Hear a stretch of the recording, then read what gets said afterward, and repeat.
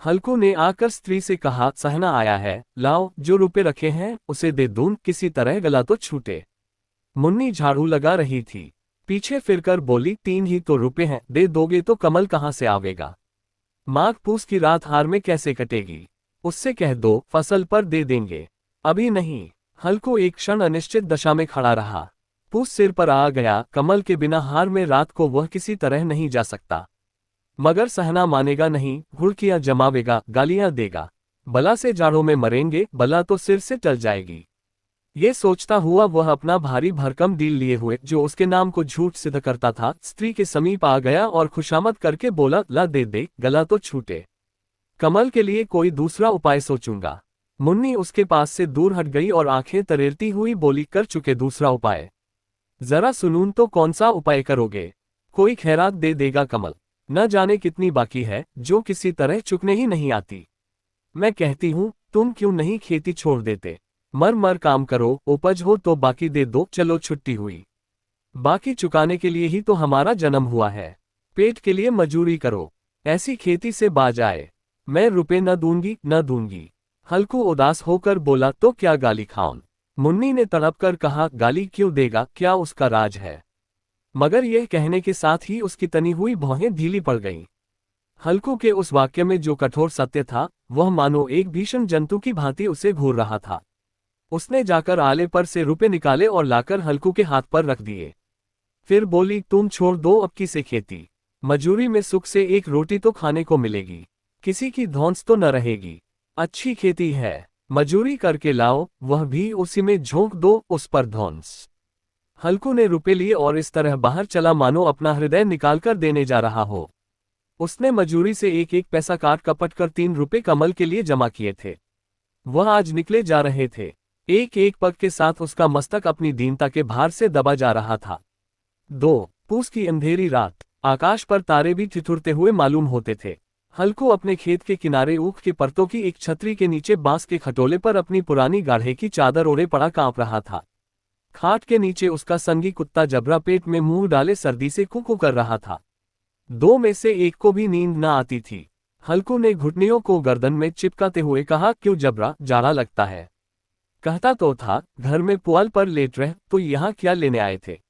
अब खाओ ठंड, मैं क्या करूं? जानते थे मैं यहाँ हलवा पूरी खाने आ रहा हूँ, दौड़े दौड़े आगे आगे चले आए। अब रो नानी के नाम को। जबरा ने पड़े पड़े दुम हिलाए और अपनी कुकू को दीर्घ बनाता हुआ एक बार जम्हाए लेकर चुप हो गया। उसकी श्वान बुद्धि ने शायद तार लिया, स्वामी को मेरी कुकू से नींद नहीं आ रही है। हल्कू ने हाथ निकालकर जबरा की ठंडी पीठ सहलाते हुए कहा, कल से मत आना मेरे साथ, नहीं तो ठंडे हो जाओगे। ये राड पछुआ न जाने कहां से बर्फ लिए आ रही है। उठूं, फिर एक चिलम भरूं, किसी तरह रात तो कटे। 8 चिलम तो पी चुका। ये खेती का मजा है। और एक एक भगवान ऐसे पड़े हैं जिनके पास जाड़ा जाए तो गर्मी से घबरा कर भागे। मोटे मोटे गद्दे, लिहाफ कमल। मजाल है जाड़े का गुजर हो जाए। तकदीर की खूबी, मजूरी हम करें, मजा दूसरे लुटें। हल्कू उठा, गड्ढे में से जरा सी आग निकालकर चिलम भरी। जबरा भी उठ बैठा। हल्कू ने चिलम पीते हुए कहा, पिएगा चिलम? जाड़ा तो क्या जाता है, जरा मन बदल जाता है। जबरा ने उसके मुंह की ओर प्रेम से छलकती हुई आंखों से देखा। हल्कू, आज और जाड़ा खा ले, कल से मैं यहाँ पुआल बिछा दूंगा, उसी में घुसकर बैठना, तब जाड़ा न लगेगा। जबरा ने अपने पंजे उसकी घुटनियों पर रख दिए और उसके मुंह के पास अपना मुंह ले गया। हल्कू को उसकी गर्म सांस लगी। चिलम पीकर हल्कू फिर लेटा और निश्चय करके लेटा कि चाहे कुछ हो अब की सो जाऊंगा, पर एक ही क्षण में उसके हृदय में कंपन होने लगा। कभी इस करवट लेटता, कभी उस करवट पर जाड़ा किसी पिशाच की भांति उसकी छाती को दबाए हुए था। जब किसी तरह न रहा गया तो उसने जबरा को धीरे से उठाया और उस सिर को थपथपाकर उसे अपनी गोद में सुला लिया। कुत्ते की देह से जाने कैसी दुर्गंध आ रही थी, पर वह उसे अपनी गोद में चिपटाए हुए ऐसे सुख का अनुभव कर रहा था जो इधर महीनों से उसे न मिला था। जबरा शायद ये समझ रहा था कि स्वर्ग यही है, और हल्कू की पवित्र आत्मा में तो उस कुत्ते के प्रति घृणा की गंध तक न थी। अपने किसी अभिन्न मित्र या भाई को भी वह इतनी ही तत्परता से गले लगाता। वह अपनी दीनता से आहत न था जिसने आज उसे इस दशा को पहुंचा दिया। नहीं, इस अनोखी मैत्री ने जैसे उसकी आत्मा के सब द्वार खोल दिए थे और उनका एक एक अणु प्रकाश से चमक रहा था। सहसा जबरा ने किसी जानवर की आहट पाए। इस विशेष आत्मीयता ने उसमें एक नई स्फूर्ति पैदा कर दी थी, जो हवा के ठंडे झोंकों को तुच्छ समझती थी। वह झपटकर उठा और छपरी से बाहर आकर भूंकने लगा। हल्कू ने उसे कई बार चुमकार कर बुलाया, पर वह उसके पास न आया। हार में चारों तरफ दौड़ दौड़कर भूंकता रहा। एक क्षण के लिए आ भी जाता तो तुरंत ही फिर दौड़ता। कर्तव्य उसके हृदय में अरमान की भांति ही उछल रहा था। 1 घंटा और गुजर गया। रात ने शीत को हवा से धधकाना शुरू किया। हल्कू उठ बैठा और दोनों घुटनों को छाती से मिलाकर सिर को उसमें छिपा लिया, फिर भी ठंड कम न हुई। ऐसा जान पड़ता था सारा रक्त जम गया है, धमनियों में रक्त की जगह हिम बह रहा है। उसने झुककर आकाश की ओर देखा, अभी कितनी रात बाकी है। सप्तर्षि अभी आकाश में आधे भी नहीं चढ़े। ऊपर आ जाएंगे तब कहीं सवेरा होगा। अभी पहर से ऊपर रात है। हल्कू के खेत से कोई एक गोली के टप्पे पर आमों का एक बाग था। पतझड़ शुरू हो गई थी। बाग में पत्तियों को ढेर लगा हुआ था। हल्कू ने सोचा, चलकर पत्तियां बटोरूं और उन्हें जलाकर खूब तापूं। रात को कोई मुझे पत्तियां बटोरते देख तो समझे कोई भूत है।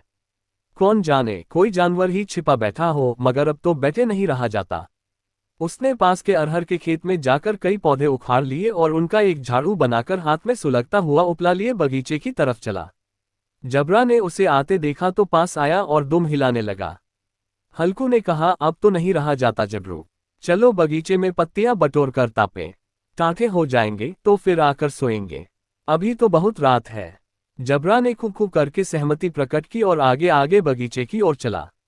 बगीचे में खूब अंधेरा छाया हुआ था और अंधकार में निर्दय पवन पत्तियों को कुचलता हुआ चला जाता था। वृक्षों से ओस की बूंदें टप टप नीचे टपक रही थीं। एकाएक एक झोंका मेहंदी के फूलों की खुशबू लिए हुए आया। हल्कू ने कहा, कैसी अच्छी महक आए जबरू, तुम्हारी नाक में भी तो सुगंध आ रही है। जबरा को कहीं जमीन पर एक हड्डी पड़ी मिल गई थी, उसे चिंचोड़ रहा था। हल्कू ने आग जमीन पर रख दी और पत्तियां बटोरने लगा। जरा देर में पत्तियों का ढेर लग गया। हाथ ठिठुरे जाते थे, नंगे पांव गले जाते थे, और वह पत्तियों का पहाड़ खड़ा कर रहा था। इसी अलाव में वह ठंड को जलाकर भस्म कर देगा। थोड़ी देर में अलाव जल उठा। उसकी लौ ऊपर वाले वृक्ष की पत्तियों को छू छू कर भागने लगी। उस अस्थिर प्रकाश में बगीचे के विशाल वृक्ष ऐसे मालूम होते थे मानो उस अथाह अंधकार को अपने सिरों पर संभाले हुए हो। अंधकार के उस अनंत सागर में ये प्रकाश एक नौक के समान हिलता मचलता हुआ जान पड़ता था। हल्कू अलाव के सामने बैठा आग ताप रहा था। एक क्षण में उसने दोहर उताकर बगल में दबा ली, दोनों पांव फैला दिए मानो ठंड को ललकार रहा हो, तेरे जी में जो आए सोकर। ठंड की असीम शक्ति पर विजय पाकर वह विजय गर्व को हृदय में छिपा न सकता था। उसने जबरा से कहा, क्यों जब्बर, अब ठंड नहीं लग रही है? जब्बर ने कुकू करके मानो कहा, अब क्या ठंड लगती ही रहेगी। पहले से यह उपाय न सूझा, नहीं इतनी ठंड क्यों खाते? जब्बर ने पूंछ हिलाई। अच्छा आओ, इस अलाव को कूद कर पार करें, देखें कौन निकल जाता है। अगर जल गए बच्चा तो मैं दवा न करूंगा। जब्बर ने उस अग्निराशि की ओर कातर नेत्रों से देखा। मुन्नी से कल न कह देना, नहीं तो लड़ाई करेगी। ये कहता हुआ वह उछला और उस अलाव के ऊपर से साफ निकल गया। पैरों में जरा लपट लगी, पर वह कोई बात न थी। जबरा आग के गिर्द घूमकर उसके पास आ खड़ा हुआ। हल्कू ने कहा, चलो चलो, इसकी सही नहीं, ऊपर से कूद कर आओ। वह फिर कूदा और अलाव के इस पार आ गया। 4 पत्तियां जल चुकी थीं। बगीचे में फिर अंधेरा छा गया था। राख के नीचे कुछ कुछ आग बाकी थी, जो हवा का झोंका आ जाने पर जरा जाग उठती थी, पर एक क्षण में फिर आंखें बंद कर लेती थी। हल्कू ने फिर चादर ओढ़ ली और गर्म राख के पास बैठा हुआ एक गीत गुनगुनाने लगा। उसके बदन में गर्मी आ गई थी, पर ज्यों ज्यों शीत बढ़ती जाती थी उसे आलस्य दबाए लेता था। जबरा जोर से भूंदकर खेत की ओर भागा। हल्कू को ऐसा मालूम हुआ कि जानवरों का एक झुंड खेत में आया है। शायद नीलगायों का झुंड था।